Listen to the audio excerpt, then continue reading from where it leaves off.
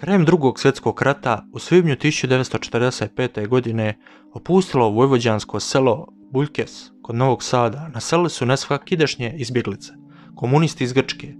Imali su skupštinu, policiju, jedinstvenu valutu, novine, kazalište i ostale institucije, zbog čega su i neki nazivali Sedma Jugoslovenska republika. To je selo postalo neka vrsta autonomnog teritorija jer su jugoslavenske vlasti prepustile organizaciju života u selu pripadnicima Grčke komunističke partije. Oko 4000 pripadnika ljevičarske narodno-oslobodilačke vojske Grčke oružanog krila pronašlo je u Buljekesu posljednje utočište među borbe. Među njima je bio Filo Kozmadis, partizan iz Soluna s velikim ratnim iskustvom.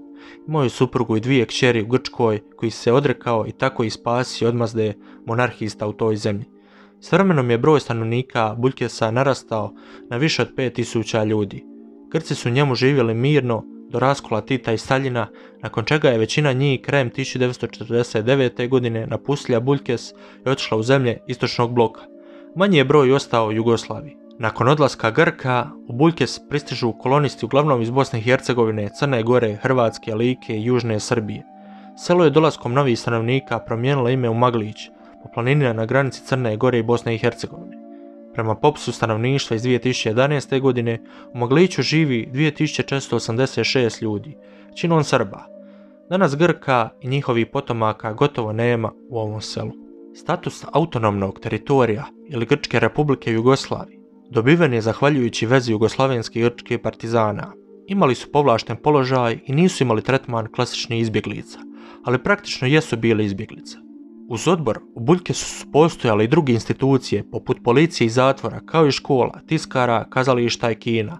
U seoskoj se školi odvijala nastava na grčkom jeziku, a iz tiskare su izlazile novine Glasa Buljkesa, kao i druge publikacije i politički pamfleti također na grčkom. Selo je imalo veliko obradive površine i stočne farme, pa su mještani mahom bavili poljoprivredom.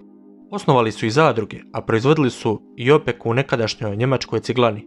Buljkes je tiskao novac, buljkeski dinar, koji je korišten kao sredstvo plaćanja i vrijedio je samo na teritoriju komune. Nakon raskola između Tita i Staljina, komunistička partija Grčke podržala revoluciju Infobiroa i stala na stranu Staljina, što je dovelo do presjecanja glavnog kanala pomoći. Došlo je do podjele među Grcima u Buljkesu, na većini koja je podržavala Staljina i manjinu koja je stala uz Tita. Nakon niza incidenata i svađa između jugoslovenskih vlasti i predstavnika KKA, u rujnu 1949. godine ukinuta je Sedma Jugoslovenska republika. Većina je odlučila otići iz Jugoslavije u zemlje kojima možete naći one koji su na vašoj ideološkoj liniji, a ne kao ideološki heretici Jugosloveni. Transportirani su vlakom preko granice u Mađarsku, odakle su pojedini novi dom našli u Poljskoj i tadašnjoj Čehoslovačkoj, a bilo je oni koji su stigli do Teškenta, glavnog grada Uzbekistana. Grčki komunisti, njihovi potomci u domovinu su se vratili tek nakon 1981. godine, kada je vlada Andreasa Papandreua donijela zakon o nacionalnom pomirenju, dopustivši siguran povratak političkih izbjeglica iz građanskog rata.